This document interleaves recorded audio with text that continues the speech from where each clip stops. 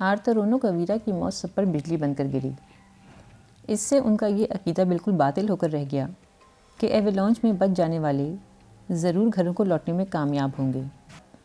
فرار کی راہیں تلاش کرنے کی بےتابیاں بڑھ گئیں اور مہم جو افراد کو ان کے مشن پر روانہ کرنے کے لیے تمام لڑکے بے چین ہو گئے، لیکن تند و تیز سرد ہواؤں اور برفانی طوفانوں کے ہاتھوں وہ ابھی تک بے بس تھے۔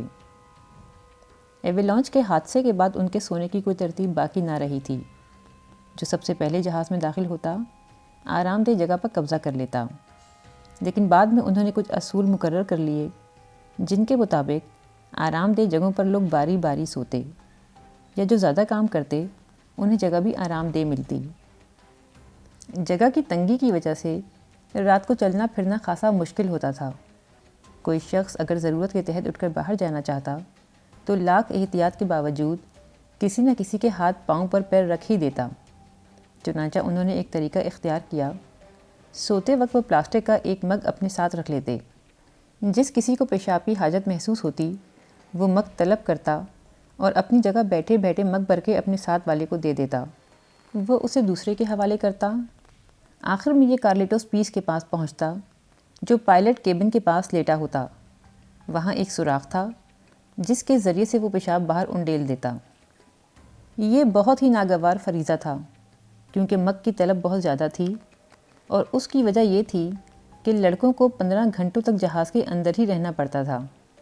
کچھ کو تو خود پر قابو حاصل تھا، وہ اندر آنے سے پہلے فارغ ہو کر آتے، اور پھر 9 بجے کے قریب جب چاند کی روشنی بھی مان پڑ جاتی اور وہ سونے کی تیاریاں کرنے لگتے تو وہ مگ مانگ کر پیشاب کر لیتے۔ لیکن کچھ لڑکوں کے اوقات نہایت تکلیف دہ تھے۔ مثلاً منجینو رات کو 3-4 بجے کے قریب مگ طلب کرتا۔ ایک بار انہوں نے دروازے کے قریب والی جگہ کو پیشاب گاہ کے طور پر آزمایا، لیکن مشکل یہ پیش آئی کہ اس وقت تو پیشاب برف میں مل کر منجمد ہو جاتا، لیکن صبح کے وقت جب برف پگھلتی اور پانی رس رس کر اندر آتا تو پیشاب بھی اندر آ جاتا اور کراہت کا سبب بنتا۔ چنانچہ یہ تجویز ترک کرنی پڑی۔ دروازے کے ساتھ سونے والوں کو ایک اور ذہنی کوفت کا بھی سامنا تھا۔ انہیں مگ کی ضرورت پڑتی تو اس کا مطلب یہ ہوتا کہ مگ ایک سرے سے دوسرے سرے تک سفر کرے اور تقریباً تمام لڑکوں کے ہاتھوں سے گزرے۔ 8-9 بجے کے قریب تک تو یہ بات گوارا تھی، لیکن رات کے پچھلے پہر اگر انہیں مگ کی طلب ہوتی تو مگ حاصل کرنے کے لیے تمام سوتوں کو جگانا پڑتا۔ چنانچہ وہ بیچارے ضبط کیے لیٹے رہتے۔ سونا ویسے بھی خاصا مشکل تھا۔ وہ ایک دوسرے سے جڑ کر لیٹتے تھے، اور کسی ایک کو اٹھنے کی ضرورت محسوس ہوتی تو تقریباً ہر شخص سے متاثر ہوتا تھا۔ وہ سیٹ کور جو نیچے بچھائے جاتے تھے وہ بھی ادھر ادھر ہو جاتے۔ پھر ان سب پر ایوالانچ کا خوف بھی طاری رہتا تھا۔ کبھی ٹینگوی ریریکا کا آتش فشاں پہاڑ دہل اٹھتا تو کبھی چوٹی سے پتھر لڑک کر جہاز سے آ ٹکراتے۔ ان کے کان ان آوازوں پر ہی لگے رہتے تھے۔ ایک بار تو ایک بڑا پتھر اس زور سے آ کر ٹکرایا کہ وہ سمجھے کہ ایوالانچ آ گیا۔ غیر ارادی طور پر ہر شخص فوراً اٹھ کر کھڑا ہو گیا۔ میتھول گھٹنوں پر سر رکھ کر بیٹھے بیٹھے سویا کرتا تھا اور اپنے چہرے پر ایک قمیص لپیٹ لیتا تھا تاکہ سانس کی گرمی سے اس کے چہرے کے ارد گرد کی ہوا گرم ہو سکے۔ جو ہی اسے اونگ آتی وہ یا تو آگے کو گرتا یا اپنے پہلو پر، اور ظاہر ہے کہ ارد گرد لیٹنے والوں کے غصے کا نشانہ بنتا۔ اسی طرح کی چھوٹی چھوٹی باتیں جھگڑوں کا سبب بنتی تھیں۔ سوتے میں کوئی اپنا پاؤں کسی کے منہ پر دے مارتا، کوئی کروٹ بدلتے ہوئے کمبل کھینچتا تو کسی اور کو ننگا کر دیتا۔ اس پر گالیوں کے تبادلے ہوتے اور ڈانٹ ڈپٹ کی نوبت آ جاتی۔ اس معاملے میں کینڈیسا اور ویزنٹین سب سے زیادہ جھگڑالو تھے۔ وہ جسمانی طور پر دوسروں سے زیادہ قوی تھے اور اپنی اس حیثیت کا فائدہ اٹھاتے تھے، تاہم یہ احتیاط کرتے کہ مہم جو افراد یا اسٹریچ برادران میں سے کسی کا غصہ مول نہ لے بیٹھیں۔ انسیارٹی کی ایک بار کینیسا سے لڑائی ہو گئی۔ اس نے انسیارٹی پر ہاتھ اٹھایا تو وہ دھاڑا، تم نے مجھے ہاتھ لگایا تو میں تمہاری گردن توڑ دوں گا۔ کمزور ترین آدمی کی طرف سے اتنے سخت الفاظ۔ کینیسا کچھ سوچ کر رک گیا اور جھگڑا ختم ہو گیا۔ تمام جھگڑے اسی طرح ختم ہوتے، آنسوؤں، سسکیوں اور ہچکیوں کے درمیان۔ وہ ایک دوسرے کو گلے لگا لیتے اور اس عزم کا اظہار کرتے کہ اگر وہ مل کر نہ رہے تو وہاں سے کبھی نہ نکل سکیں گے۔ ان کے اندر جو گھٹن تھی اس کا اظہار انہی طریقوں سے ہوتا تھا۔ غبار نکل جاتا تو وہ خود کو ہلکا پھلکا محسوس کرتے، لیکن سب سے عجیب رویہ پیریڈو کا تھا، اس کی کبھی کسی سے لڑائی نہیں ہوئی تھی۔ سونے سے پہلے مل کر وہ دنیا جہان کی باتیں کیا کرتے۔ رگبی جو تقریباً ان سب کا کھیل تھا زیادہ زیر بحث رہتا۔ زراعت کے مختلف طریقے، فصلوں کی قسمیں، ذاتی مشاغل، رشتہ داریاں، لطیفے، لیکن گھوم پھر کر بات خوراک کے موضوع پر آ جاتی۔ انسانوں کسی باقاعدہ خوراک خواب و خیال بن کر رہ گئی تھی۔ اب وہ چٹخارے لے لے کر ان کھانوں کو صرف یاد ہی کر سکتے تھے۔ ایشورین جو ڈیری فارم پر کام کرتا تھا پوری تفصیلات سے انہیں پنیر بنانے کے طریقے سمجھاتا، پنیر کی مختلف قسمیں گنواتا، ان کے ذائقوں کا فرق بیان کرنے کی کوشش کرتا، اور جب اپنی بات ختم کرتا تو کئی لڑکے یہ سوچتے کہ کاش وہ بھی کسی ڈیری فارم ہی میں ملازم ہوتے۔ مقصد تو وقت گزاری ہوتا تھا، چنانچہ انہوں نے خوراک کے موضوع پر بھی تفصیلی بات چیت شروع کی۔ کھانوں کے بعد ہوٹلوں اور ریستورانوں کی باری آئی۔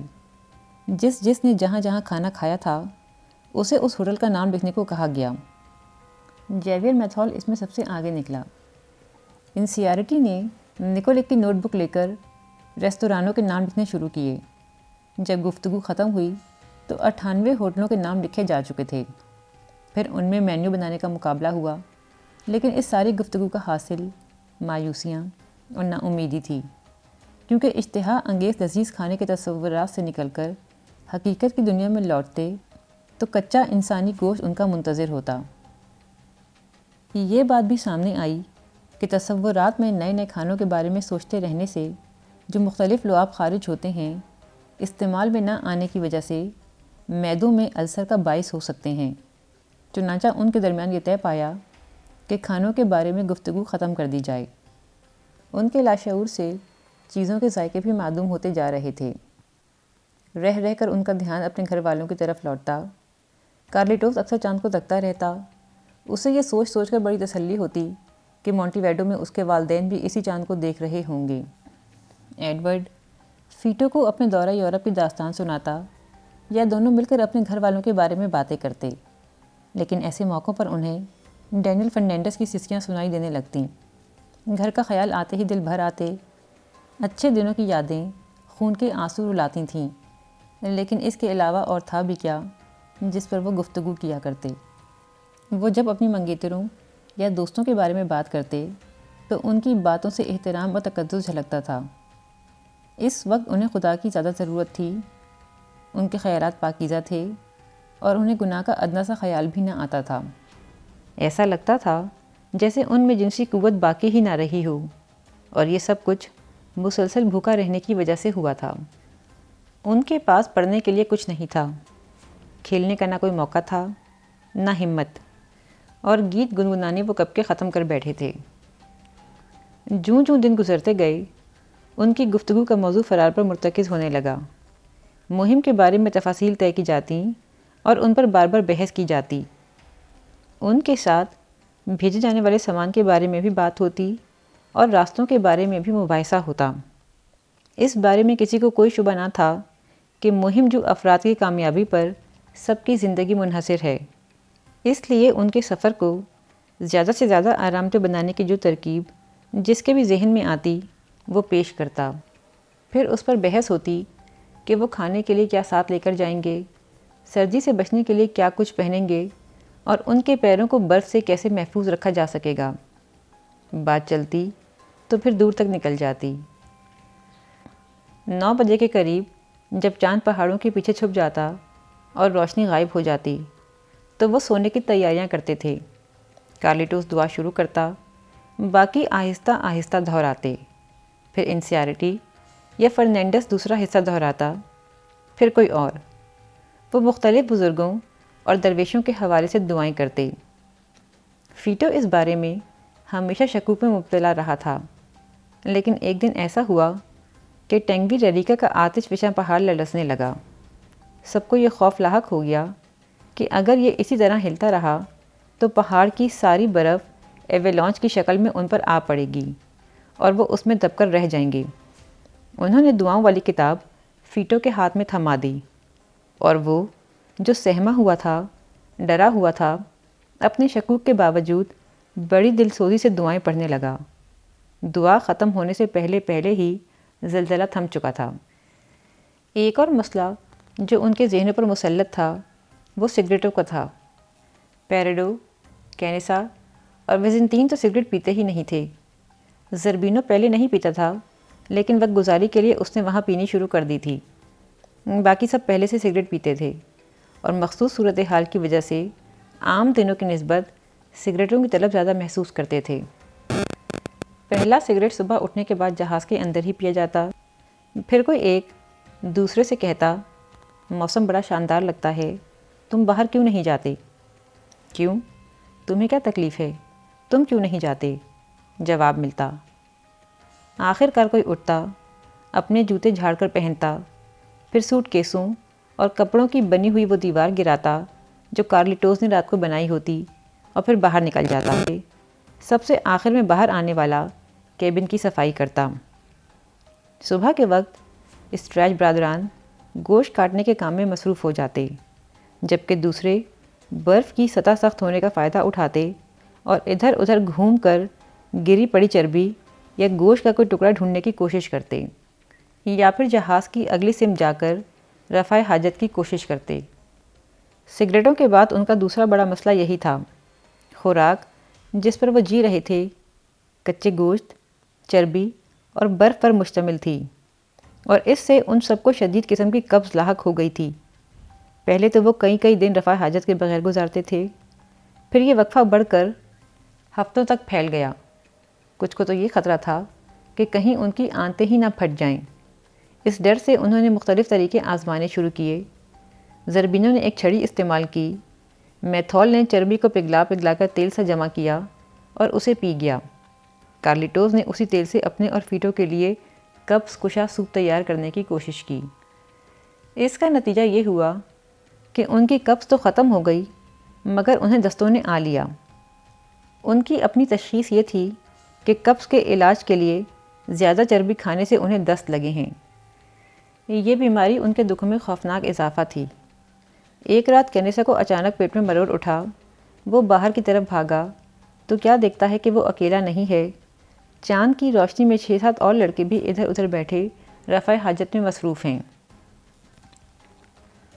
جوں 15 نومبر قریب آ رہا تھا، ان کا جوش و خروش بڑھتا جا رہا تھا۔ وہ اکثر سوچتے کہ سب سے پہلے اپنے گھر ٹیلی فون کرنے میں کون کامیاب ہوگا۔ ان کے والدین ان کے بارے میں سوچ بھی نہیں سکیں گے کہ وہ زندہ ہیں۔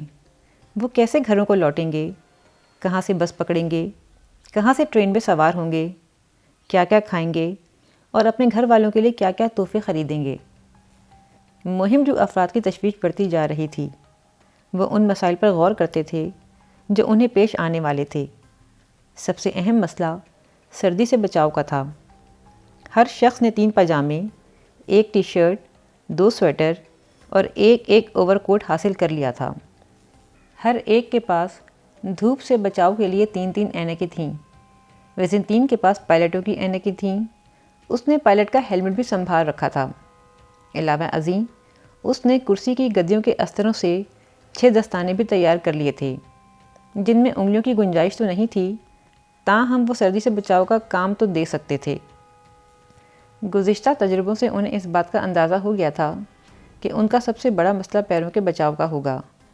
ان کے پاس رگبی کے جوتے تو تھے، اور ویزنٹین نے ہارلے سے وہ جوتے بھی ہتھیا لیے تھے جو اس کی منگیتر نے اسے دیے تھے، لیکن ان کے پاس موٹی جرابیں نہ تھیں۔ سوچ بچار کے بعد ان کے ذہن میں یہ ترکیب آئی کہ اگر مردہ جسموں کے بازو اور کوہنیوں کی کھال کو نیچے کی چربی سمیت احتیاط سے اتار لیا جائے اور بعد میں انہیں ایک جانب سے سی دیا جائے تو یہ کھال بہترین جرابوں کا کام دے سکتی ہے۔ روانگی کا دن قریب آیا تو ایک اور مسئلہ اٹھ کھڑا ہوا۔ ایک رات کسی نے نیما کی ٹانگ پر پاؤں رکھ دیا تھا۔ تب سے اس کا زخم بگڑ رہا تھا اور زہر پھیلتا جا رہا تھا۔ نیما نے اس کی کوئی پرواہ نہ کی، اور دوسروں نے بھی روانگی کے جوش میں اس پر زیادہ توجہ نہ دی۔ ان سب کی توجہ اب اس بات پر مرکوز تھی کہ مہم جو افراد کے جانے کا روٹ کیا ہوگا۔ انہیں یاد تھا کہ مرنے سے پہلے پائلٹ ایک ہی بات دہراتا رہا تھا کہ وہ کیوریکو عبور کر آئے ہیں۔ کیوریکو چلی میں تھا اور چلی مغرب کی طرف واقع تھا، لیکن مغرب کی طرف پہاڑ اتنے عمودی تھے کہ چڑھائی کا سوال ہی پیدا نہ ہوتا تھا۔ وہ کمپس جو پائلٹوں کے کیبن سے ملا تھا ظاہر کرتا تھا کہ وہ جس وادی میں گرے تھے وہ مشرق کی طرف کھلتی تھی۔ بالآخر وہ اس نتیجے پر پہنچے کہ مہم جو افراد کو مشرق کی طرف ہی روانہ ہونا چاہیے، یہی وادی چکر کاٹ کر بالآخر مغرب کی جانب کھلے گی، اور اس طرح وہ مغرب کی سمت اپنا سفر جاری رکھ سکتے تھے۔ 15 نومبر کو سب لڑکے جلدی بیدار ہو گئے اور جانے والوں کو بڑے اہتمام سے تیار کیا۔ باہر برف باری ہو رہی تھی، لیکن 7 بجے تک چاروں مہمجو جہاز سے باہر نکل آئے۔ پیریڈو نے سرخ جوتوں کا وہ جوڑا پہنا جو اس نے اپنے بھانجے کے لیے خریدا تھا۔ دوسرا جوڑا اس نے جہاز میں لٹکا دیا اور کہا میں اسے لینے واپس ضرور آؤں گا۔ لیکن مہمجو افراد ان کی امیدوں سے بہت پہلے ہی واپس آ گئے۔ باہر برف باری شدید ہو گئی تھی اور روانگی کے 3 گھنٹوں بعد ہی وہ جہاز کی طرف واپس لوٹ آئے۔ اس کے بعد کے 2 دنوں میں موسم اسی طرح خراب رہا جیسے وہ شروع سے دیکھتے آئے تھے۔ ہوائیں غراتی رہیں اور برف کے طوفان دندناتے رہے۔ پیڈرو الگوٹا، جس نے یہ خبر سنائی تھی کہ 15 نومبر کے بعد موسم سرما ختم ہو جاتا ہے، وقتی طور پر ان کی تنقید کا نشانہ بن گیا۔ انہی دنوں نیوماٹر کاٹی کی ٹانگ کا زخم بھی مزید خراب ہو گیا۔ اس کی ٹانگ پر مرغی کے انڈے کے برابر 2 چھالے نکل آئے تھے۔ کینیسا نے ان کی پیپ نکالنے کے لیے انہیں پھوڑ دیا، جس کی وجہ سے اس کے لیے چلنا مشکل ہو گیا تھا۔ لیکن جب کینیسا نے اس سے کہا کہ وہ مہم پر جانے کے قابل نہیں رہا تو وہ غصے سے کانپنے لگا اور بولا کہ وہ ہر قیمت پر ان کے ساتھ جائے گا۔ لیکن ہر آدمی یہ بات محسوس کر سکتا تھا کہ اگر وہ ساتھ گیا تو باقی افراد کے لیے مصیبت بن جائے گا، اس لیے اسے اکثریت کے فیصلے کے سامنے سر جھکانا پڑا۔